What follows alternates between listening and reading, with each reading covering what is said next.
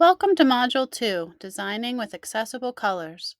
In this module, we will focus on concrete strategies and standards for accessible color design.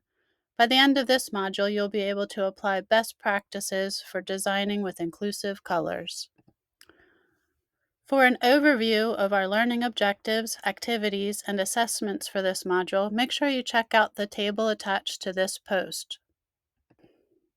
This module is packed with interactive elements to explore, like flashcards, videos, and hands-on exercises to keep you engaged.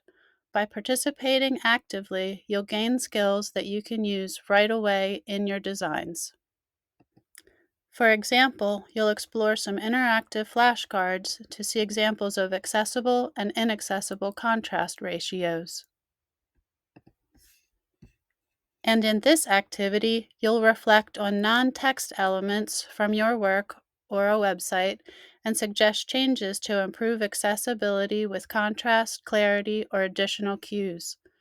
Then you'll share your thoughts in the discussion board and respond to at least 2 classmates for collaborative feedback.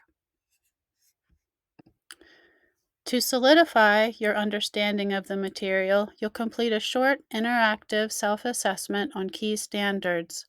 And this final quiz, worth 20 points, will help you ensure you're ready to apply what you've learned in this module.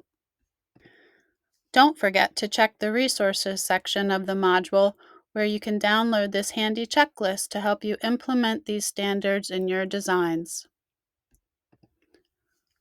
Let's get started. Dive into the materials, practice with the tools, and explore how accessible design can make your work more inclusive for everyone.